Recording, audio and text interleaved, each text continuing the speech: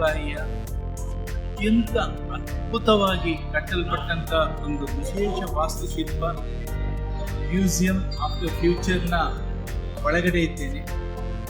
Arab ನಾಡಿನ ಆಡಳಿತ ದೊರೆಗಳ ದೂರದರ್ಶಿತ್ವಕ್ಕೆ ಸಾಕ್ಷಿಯಾಗಿ ಇರುವಂಥ ಈ ಒಂದು ಬೃಹತ್ ವಾಸ್ತುಶಿಲ್ಪ ವಿಶ್ವದಲ್ಲೇ ವಿಶಿಷ್ಟವಾದಂಥ ಒಂದು ವಾಸ್ತುಶಿಲ್ಪ. ಇದರ ಹೊರಾಂಗಣ ಮತ್ತು ಒಳಾಂಗಣವನ್ನು ಬನ್ನಿ ನೋಡೋಣ, ಎಷ್ಟು ಅದ್ಭುತವಾಗಿದೆ ಅನ್ನೋದನ್ನು ನೋಡೋಣ. ಬನ್ನಿ ನೋಡೋಣ. Museum of the future Dubai financial district UAEನಲ್ಲಿದೆ. ಯುನೈಟೆಡ್ ಅರಬ್ ಎಮಿರೇಟ್ಸ್ ಸರ್ಕಾರವು 22 ಫೆಬ್ರವರಿ 2022ರಂದು ವಸ್ತು ಸಂಗ್ರಹಾಲಯವನ್ನು ಉದ್ಘಾಟಿಸಲಾಯಿತು. Museum of the future Dubai future foundation ಆಶ್ರಯದಲ್ಲಿ ನಿರ್ಮಾಣವಾಗಿದೆ. ಓವಲ್ ಅಥವಾ ಡೋನಟ್ ಆಕಾರದಲ್ಲಿದೆ. Museum of the future Dubai ಕಟ್ಟಡವು ಅಕ್ಷರಶಃ ಅರಬಿಕ್ ಮಾತನಾಡುವ ಹಾಗೆ ಕಾಣುತ್ತೆ. ಕಟ್ಟಡದ ಮುಂಭಾಗದ ಸುತ್ತುವ ಅರಬಿಕ್ ಕ್ಯಾಲಿಗ್ರಫಿ UAEಯ ಉಪಾಧ್ಯಕ್ಷ ಮತ್ತು ಪ್ರಧಾನಮಂತ್ರಿ ಮತ್ತು ದುಬೈನ ಆಡಳಿತಗಾರರಾದಂಥ ಗೌರವಾನ್ವಿತ ಶೇಖ್ ಮೊಹಮ್ಮದ್ ಬಿನ್ ರಾಶಿದ್ ಅಲ್ ಮಕ್ತೂಮ್ ಅವರ ಕವಿತೆಯ ಉಲ್ಲೇಖಗಳಾಗಿವೆ. ಕ್ಯಾಲಿಗ್ರಫಿಯಲ್ಲಿ ನೀಡಲಾದ ಪದಗಳು ಆಳವಾದ ಮತ್ತು ಅರ್ಥಪೂರ್ಣವಾಗಿದೆ. ಅನುವಾದ ಮಾಡಿದರೆ ನಾವು 100 ವರ್ಷಗಳವರೆಗೆ ಬದುಕದೇ ಇರಬಹುದು, ಆದರೆ ನಮ್ಮ ಸೃಜನಶೀಲತೆಯ ಉತ್ಪನ್ನಗಳು ನಾವು ಓದ ನಂತರ ಬಹಳ ಕಾಲದ ಪರಂಪರೆಯನ್ನು ಬಿಡಬಹುದು. ಭವಿಷ್ಯವು ಅದನ್ನು ಕಲ್ಪಿಸುವ, ವಿನ್ಯಾಸಗೊಳಿಸುವ ಮತ್ತು ಅದನ್ನು ಕಾರ್ಯಗತಗೊಳಿಸುವವರಿಗೆ ಸೇರಿದೆ. ಮತ್ತು ಭವಿಷ್ಯವು ಕಾಯುವುದಿಲ್ಲ. ಭವಿಷ್ಯವನ್ನು ಹಿಂದೆ ವಿನ್ಯಾಸಗೊಳಿಸಬಹುದು ಮತ್ತು ನಿರ್ಮಿಸಬಹುದು. ಮ್ಯೂಸಿಯಂ ಆಫ್ ದಿ ಫ್ಯೂಚರ್ ನಮ್ಮನ್ನು 2071ರ ಪ್ರಯಾಣಕ್ಕೆ ಕರೆದೊಯ್ಯುತ್ತದೆ. ಇದು ಒಟ್ಟು 7 ಮಹಡಿಗಳನ್ನು ಹೊಂದಿದೆ. 5 ಮಹಡಿಗಳಲ್ಲಿ ವಿವಿಧ ವಿಷಯಗಳ ಆಧಾರದ ಮೇಲೆ ಪ್ರದರ್ಶನಕ್ಕೆ ಮೀಸಲಿಡಲಾಗಿದೆ. ಸಂದರ್ಶಕರ ಪ್ರಯಾಣವು 5ನೇ ಮಹಡಿಯಿಂದ ಪ್ರಾರಂಭವಾಗುತ್ತದೆ ಮತ್ತು ವೀಕ್ಷಕರನ್ನು ಮಹಡಿಯಿಂದ ಕೆಳಗೆ ಕರೆದೊಯ್ಯುತ್ತದೆ. ಇದು ಸಾಮಾನ್ಯ ವಸ್ತು ಸಂಗ್ರಹಾಲಯವಲ್ಲ, ಪ್ರಾಚೀನ ಅವಶೇಷಗಳನ್ನು ಹೊಂದಿದೆ. ಇದು ಭವಿಷ್ಯದ ಜಗತ್ತಿಗೆ ಗೇಟ್ವೇ ಆಗಿದ್ದು, ದೂರದೃಷ್ಟಿಯ ವಿನ್ಯಾಸಕರು, ಕಲಾವಿದರು ಮತ್ತು ಚಲನಚಿತ್ರ ನಿರ್ಮಾಪಕರು ರಚಿಸಿದ್ದಾರೆ.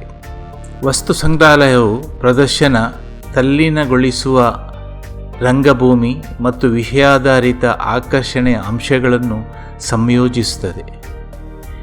ಪ್ರತಿಯೊಂದು ಮಹಡಿಯು ನಾವು ವಾಸಿಸುವ, ಅನ್ವೇಷಿಸುವ ಮತ್ತು ಸಂವಹನ ಮಾಡುವ ಭವಿಷ್ಯದ ಚಿತ್ರದಂತೆ ಇರುತ್ತದೆ. 5ನೇ ಮಹಡಿಯಲ್ಲಿ ಬಾಹ್ಯಾಕಾಶ ನಿಲ್ದಾಣ. ಈ ಮಹಡಿಯ ಥೀಮ್ 2071ರಲ್ಲಿ ಬಾಹ್ಯಾಕಾಶದಲ್ಲಿನ ಜೀವನದ ಮೇಲೆ ಕೇಂದ್ರೀಕರಿಸುತ್ತದೆ ಮತ್ತು ಬಾಹ್ಯಾಕಾಶ ಪ್ರಯಾಣದ ಭವಿಷ್ಯವು ಮಾನವೀಯತೆ ಅದರ ಸವಾಲುಗಳನ್ನು ಎದುರಿಸಲು ಹೇಗೆ ಸಹಾಯ ಮಾಡುತ್ತದೆ ಎಂಬುದನ್ನು ಅನ್ವೇಷಿಸುತ್ತದೆ.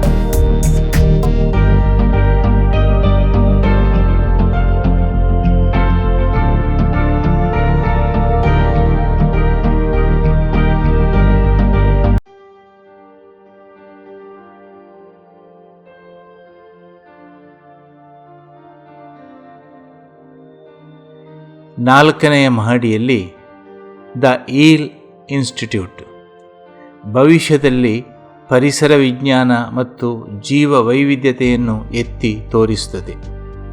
ಅಲ್ಲಿ ಸಂದರ್ಶಕರು ಭೂಮಿಯ ಮೇಲಿನ ಜೀವನವನ್ನು ಸರಿಪಡಿಸಲು, ಮರುಸ್ಥಾಪಿಸಲು ಮತ್ತು ನವೀಕರಿಸಲು ಗಮನಹರಿಸಬಹುದು.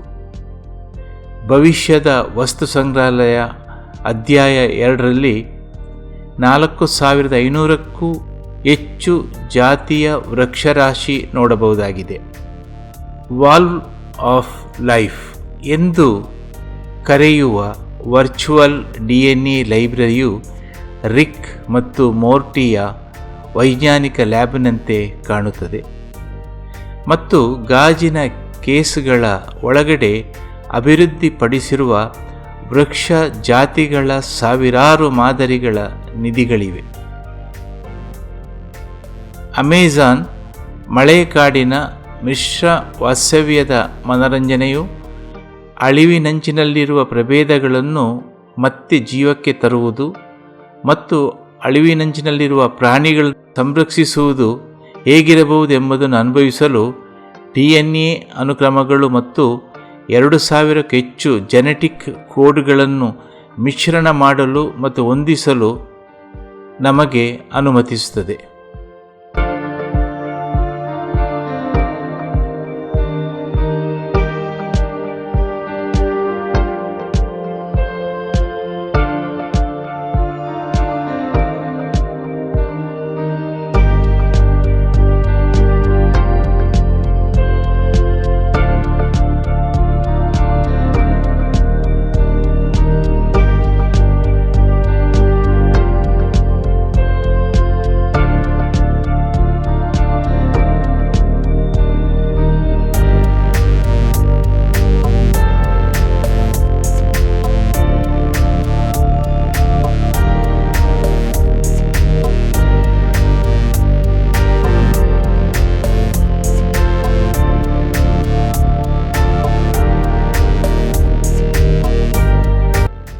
ಮೂರನೇ ಮಹಡಿ ಅಲ್ ವಹ. ಅಲ್ ವಹ ಇದು ಅರಬಿಕ್ ಶಬ್ದ. ವಯಸ್ಸಿಸ್ ಸಂದರ್ಶಕರು ತಮ್ಮ ಇಂದ್ರಿಯಗಳೊಂದಿಗೆ ಏಕಾಗ್ರತೆ ಮತ್ತು ಆಧಾರವಾಗಿರಲು ಈ ನೆಲದ ಮೇಲೆ ವಿವಿಧ ಚಿಕಿತ್ಸೆಗಳನ್ನು ಅನುಭವಿಸಬಹುದು. ಆದ್ದರಿಂದ 3ನೇ ಅಧ್ಯಾಯವಾದ ಅಲ್ ವಹ ಅರಬಿಕ್ ಫಾರ್ ವಯಸ್ಸಿಸ್ ಆರೋಗ್ಯಕರ ಮನಸ್ಸಿಗೆ ಡಿಜಿಟಲ್ ಡಿಟ್ಯಾಕ್ಸ್ ಏಕೆ ಬೇಕು ಎಂದು ಪ್ರತಿಪಾದಿಸುತ್ತದೆ. ನೀವು ಪರದೆ ಮುಕ್ತ ಸಂವಾದಾತ್ಮಕ ಬೂತ್ಗಳೊಳಗೆ ಹೆಜ್ಜೆ ಹಾಕುತ್ತಿದ್ದಂತೆ ಅದು ನಿಮ್ಮ ಇಂದ್ರಿಯಗಳ ಮೂಲಕ ಜಗತ್ತನ್ನು ಅನುಭವಿಸಲು ನಿಮಗೆ ಅನುವು ಮಾಡಿಕೊಡುತ್ತದೆ. ವಿದ್ಯುತ್ಕಾಂತೀಯ ಕ್ಷೇತ್ರಗಳು ಮತ್ತು ದೇಹದ ನೈಸರ್ಗಿಕ ವಲಯಗಳನ್ನು ಸಮತೋಲನಗೊಳಿಸುವ ಕಂಪನಗಳನ್ನು ಅನುಭವಿಸಿ ಮತ್ತು ಚಲನೆ, ಧ್ಯಾನ ಮತ್ತು ಗುಣಪಡಿಸುವ ಪರಿಣಾಮಗಳನ್ನು ಇಲ್ಲಿ ತಿಳಿಯಬಹುದಾಗಿದೆ.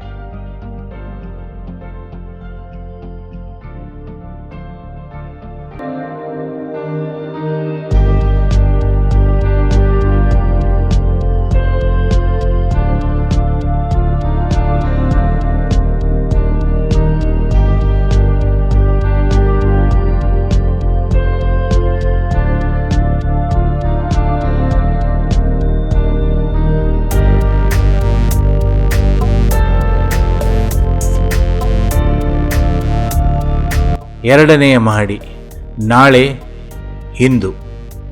ಈ ಮಹಡಿ ಅತ್ಯಾಧುನಿಕ ತಂತ್ರಜ್ಞಾನ ಮತ್ತು ನವೀನ ಪರಿಕಲ್ಪನೆಗಳನ್ನು ಎತ್ತಿ ತೋರಿಸುತ್ತದೆ.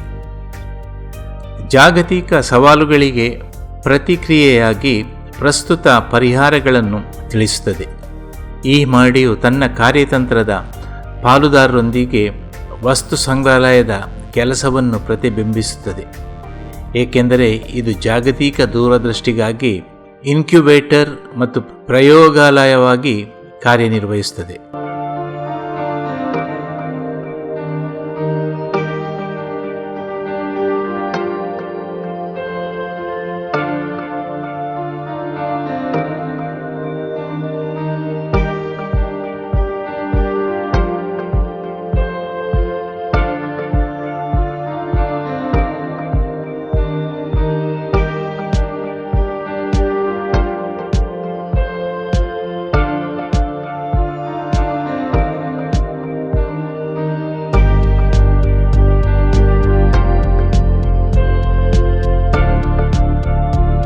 ಮೊದಲ ಮಹಡಿ ಭವಿಷ್ಯದ ಹೀರೋಗಳು. ಈ ಮಹಡಿಯು 10 ವರ್ಷಕ್ಕಿಂತ ಕಡಿಮೆ ವಯಸ್ಸಿನ ಮಕ್ಕಳಿಗೆ ಮೀಸಲಾಗಿರುತ್ತದೆ ಮತ್ತು ಅವರ ಸ್ವಂತ ಅವತಾರಗಳನ್ನು ವಿನ್ಯಾಸಗೊಳಿಸುವುದು ಸೇರಿದಂತೆ ಸಹಯೋಗ ಮತ್ತು ಸೃಜನಶೀಲತೆಯನ್ನು ಪ್ರೋತ್ಸಾಹಿಸಲು ಪರಸ್ಪರ ಚಟುವಟಿಕೆಗಳು, ಹ್ಯಾಂಡ್ಸ್ ಆನ್ ಆಟ ಮತ್ತು ಪ್ರತಿಫಲ ಆಧಾರಿತ ಸವಾಲುಗಳನ್ನು ನೀಡುತ್ತದೆ. ಭವಿಷ್ಯದ ನಗರಗಳು ಎದುರಿಸುವ ಸವಾಲುಗಳಿಗೆ ಪರಿಹಾರಗಳನ್ನು ಪೋಷಿಸಲು ಪ್ರಯತ್ನಿಸುತ್ತಿದೆ. ದ ಮ್ಯೂಸಿಯಂ ಆಫ್ ಫ್ಯೂಚರ್ ಹೇಳಿಕೊಂಡಿದೆ. ಜೊತೆಗೆ ವಸತಿ, ಆವಿಷ್ಕಾರಗಳು ಮತ್ತು ಸಂಶೋಧಕರು ಮತ್ತು ಹಣಕಾಸುದಾರರನ್ನು ಒಂದೇ ಸೂರಿನಡಿ ತರುವ ಕೇಂದ್ರವಾಗಿದೆ. ಮ್ಯೂಸಿಯಂ ಆರೋಗ್ಯ, ಶಿಕ್ಷಣ, ಸ್ಮಾರ್ಟ್ ಸಿಟಿಗಳು, ಇಂಧನ ಮತ್ತು ಸಾರಿಗೆ ಸೇರಿದಂತೆ ಹಲವಾರು ಕ್ಷೇತ್ರಗಳಿಗೆ ಮೀಸಲಾಗಿರುವ ನಾವೀನ್ಯತೆ ಲ್ಯಾಬ್ಗಳನ್ನು ಆಯೋಜಿಸುತ್ತದೆ. ಇದು ಸಂಶೋಧನಾ ಸಂಸ್ಥೆಗಳು ಮತ್ತು ವಿಶ್ವವಿದ್ಯಾಲಯಗಳ ಸಹಭಾಗಿತ್ವದಲ್ಲಿ ಹೊಸ ಆವಿಷ್ಕಾರಗಳನ್ನು ಬೆಂಬಲಿಸುತ್ತದೆ ಮತ್ತು ಪರೀಕ್ಷಿಸುತ್ತದೆ. 2023 ಫೆಬ್ರವರಿ 3ರಂದು ಕಟ್ಟಡವು ಅದರ ಹಸಿರು ರೇಟಿಂಗ್ ಪ್ರಕಾರ ಲೀಡ್ ಪ್ಲಾಟಿನಂ ಪ್ರಮಾಣೀಕರಣವನ್ನು ಪಡೆಯಿತು. ಇಲ್ಲಿಗೆ ಭೇಟಿ ನೀಡಬೇಕಾದರೆ ಆನ್ಲೈನ್ನಲ್ಲಿ ಟಿಕೆಟನ್ನು ಬುಕ್ಕಿಂಗ್ ಮಾಡಬೇಕು ಅಥವಾ ಅವಕಾಶ ಸಿಕ್ಕಿದರೆ ವಸ್ತು ಸಂಗ್ರಹಾಲಯದ ಆವರಣದಲ್ಲಿಯೂ ಸಹ ಬುಕ್ಕಿಂಗ್ ಮಾಡಿ ಟಿಕೆಟನ್ನು ಪಡೆದುಕೊಳ್ಳಬಹುದು. ನಮಸ್ಕಾರ.